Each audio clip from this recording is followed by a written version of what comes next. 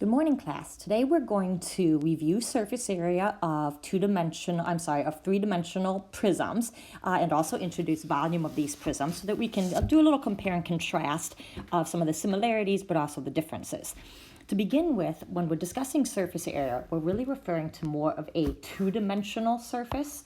So when we're talking surface area, we're really looking for the area of the outside surfaces. And I like to emphasize it's kind of that outside.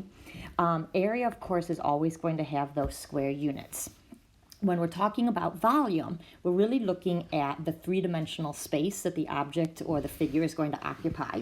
So when we're talking about volume, we're looking at more of the space inside the object. Since surface area is more two-dimensional, we will always square our units. But since volume is really three-dimensional, we're going to be using cubic units when we are dealing with volume. Now, where does volume come from, or the actual volume formula? If you look at the cube that I have here, that's kind of broken up into these smaller cubes.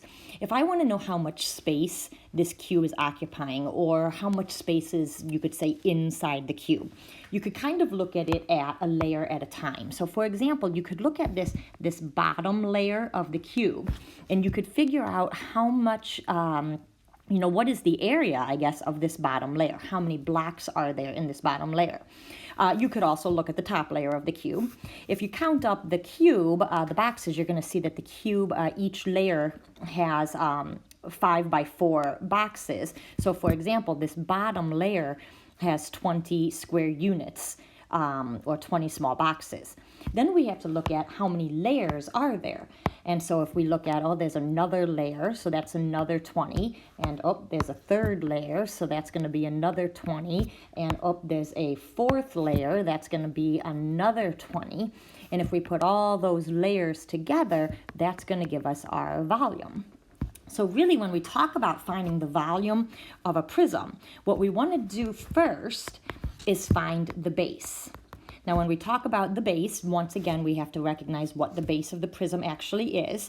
And then once we figure out what that base is, we're going to need to find the area of that base. Once we know the area of the base, in other words, how many, for example, over here, how many cubes are in that bottom or top layer, then we can look at how many layers are there. That's where we bring in the actual height of the cube. So we'll multiply by the height, which you can kind of think of as like the number of layers. So our formula for volume is actually a very simple formula. We say capital B. Remember, capital B is for the area of the base, and then we multiply that by the height of the prism. Now, as we look at a couple of examples, the key is recognizing the base and knowing how to find the area of the base. So as we look at these next 4 examples, I want you to focus on the base. In example 1, this is a square prism, which means the base is actually a square. So the first thing I would say is start by recognizing what shape is the base. How do you find the area of that base? Okay, in our next one, we can see that the base appears to be a pentagon. So the base is going to be a pentagon. In example C, they call this an equilateral, or they tell us right away that the base is this equilateral triangle. And this equilateral triangle is going to be this right here. Now, some people might question, why is the base not the rectangle that's down here at the bottom? But remember, to be a base, there have to be 2 congruent and parallel, let's say, polygons. Okay, so we really have to look for these 2 parallel and congruent polygons to identify the base. And then on our last one, part D, our base here is this hexagon that's highlighted here in yellow. Again, it's not the rectangle lying at the bottom, but it's the hexagon because there's 2 congruent and parallel hexagons. Once we've identified the base, we can go back and find the area of the base. So for the first one, that square pyramid, the area of the base is going to be a 9 by 9 square, or 81.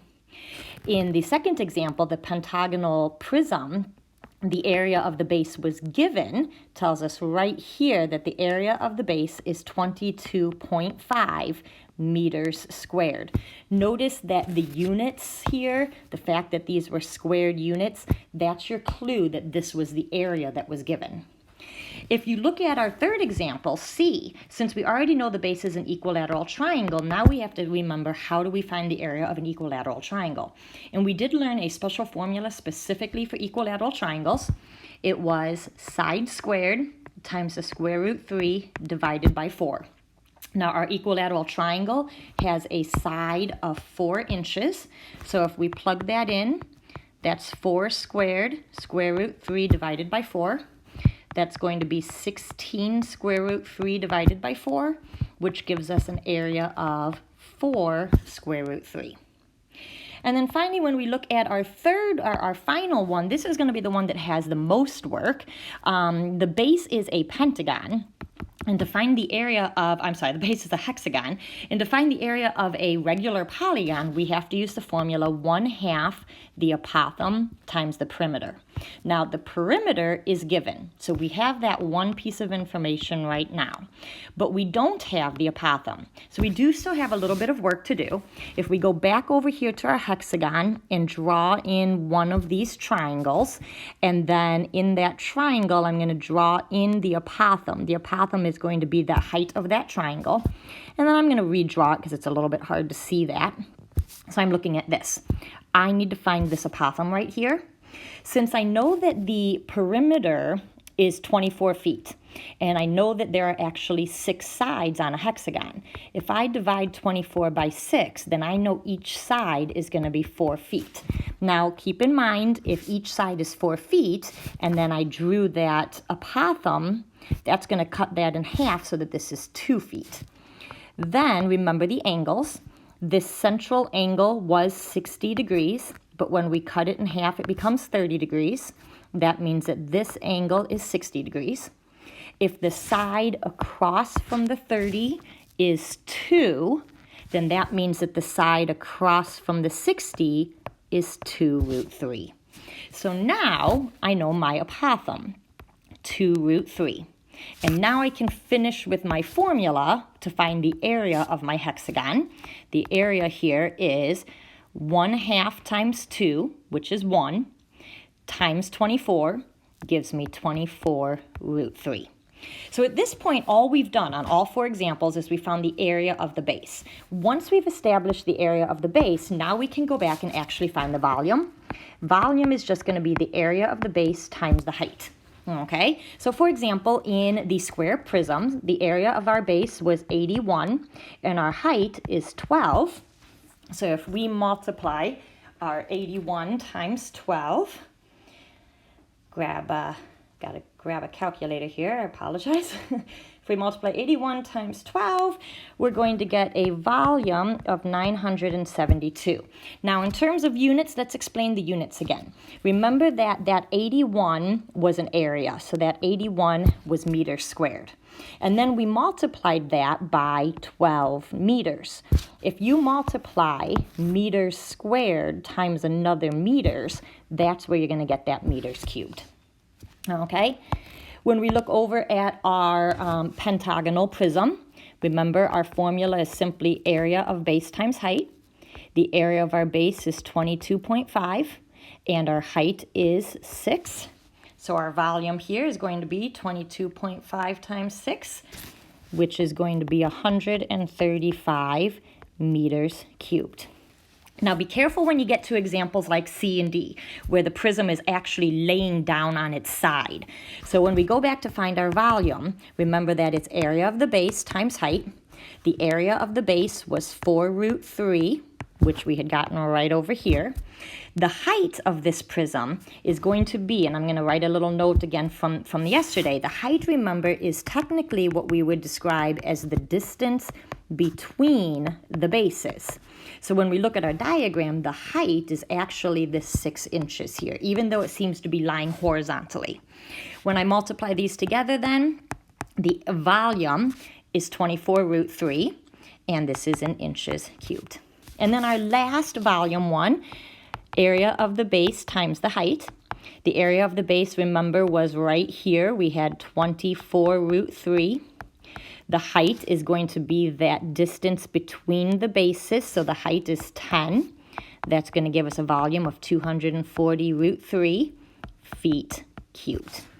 Now, I did want to pause and take a moment and review how we go about finding surface area for a couple of these. We're not going to do all of them, but I do think it's important to go back and remember the differences. So we're going to find surface area for these last two problems, the equilateral triangle prism and the hexagonal prism. Remember that surface area is the area of all the surfaces.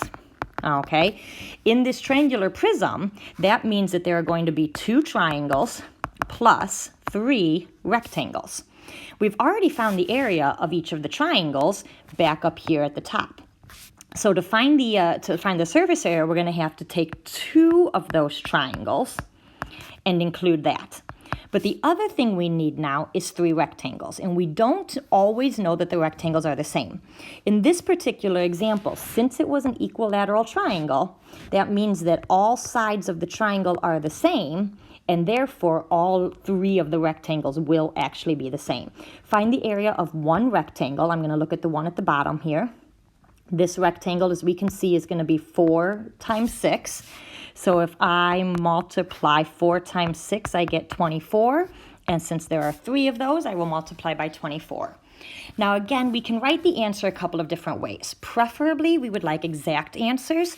So if I have an exact answer, I could multiply 2 times 4 to get 8 root 3 plus 3 times 24 is 72. And I could leave it like this, 8 root 3 plus 72 inches squared. Now remember, we're back to surface area, so we're back to squared units. If you want to give an approximate answer, you could put that into your calculator as well and come up with a decimal equivalent. So I don't have, let's see here, if we did square root 3 times 8, and then we add 72. Looks like it's saying that we are about 85.86. So you can give the answer either way. I'm going to leave the answer in the exact format for right now. For the second example here, that hexagonal prism, again, surface area is going to be the area of all the surfaces. So in this case, there are 2 hexagons, plus there are going to be 6 rectangles. Now, once again, all 6 rectangles will be the same because it's a regular hexagon. So if you look back at your diagram and look at just one of the rectangles, I'm going to look at the one at the bottom, we can see that each rectangle is actually 4 units by 10 units. So each rectangle is 40, and there are 6 of them. We already found the area of each hexagon. Each hexagon was 24 root 3, and there were 2 of them. So if we put this together, we'll get 48 root 3 plus 240 feet squared. So just remember the difference between your area versus your surface area versus your volume. And then also remember one last detail would be the difference between surface area and lateral area. Lateral area basically excludes the bases. Okay, so when we're talking about lateral area, you're going to leave the bases out. So in this case, our lateral area would just be those 3 rectangles, which would be 72 inches squared.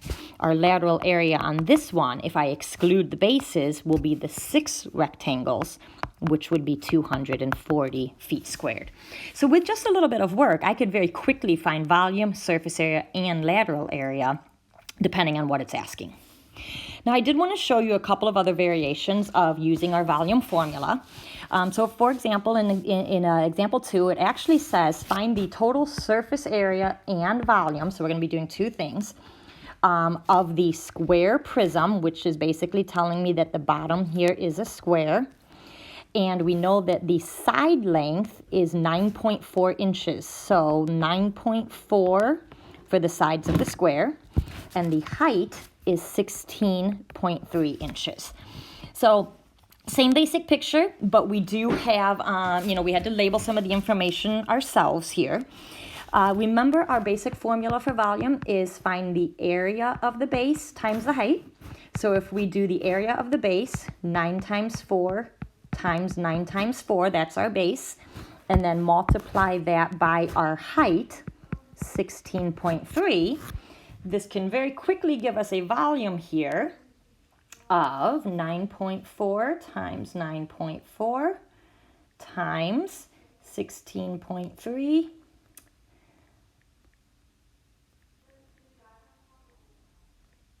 Sorry. That gives a volume of 1,440.27 when we round to the hundredth. And that's going to be in, our units are inches, in inches cubed. Now for surface area, we're going to have to remember how many surfaces there are. So basically for surface area, there are going to be 2 squares plus 4 more rectangles. The squares, remember, are 9.4 times 9.4. Since the base is a square and all of the sides are going to be the same, that means that all 4 rectangles are going to be the same. To find the area of one rectangle, just look at the one. I'm going to multiply the 16.3 by the 9.4. 16.3 times 9.4, and when I put all of this together, that's going to give me my surface area. So if I quickly calculate this,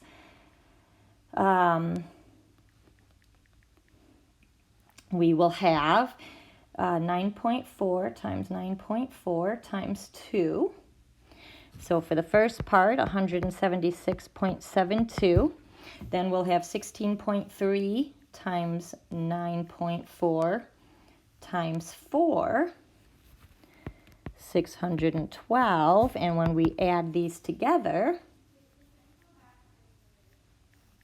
we get a surface area of, I just realized I hit the button wrong. I apologize again. Plus 176. We get a surface area of about 789.6 inches squared. Okay, and again, we can see a couple of different examples. I might skip around a little bit. I want to look at example 4 here.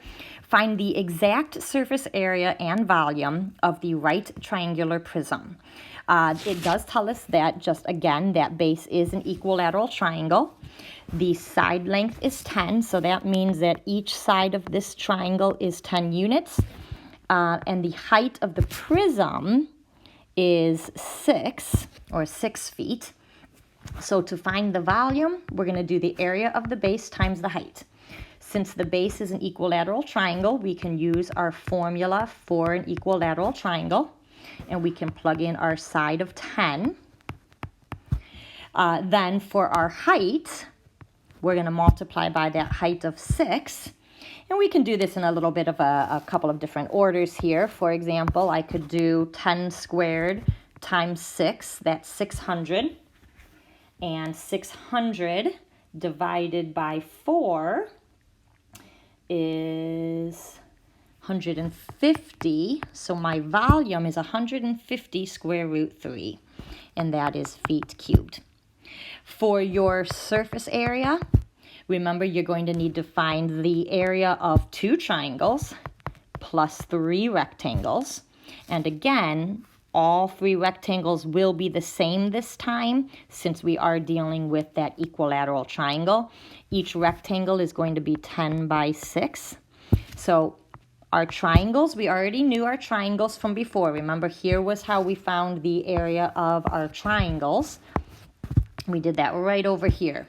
Area of our triangles was 100 square root 3 divided by 4, which means each triangle was 25 root 3.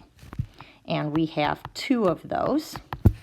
And then for our rectangles, there are 3 of them, and each of those has an area of 60.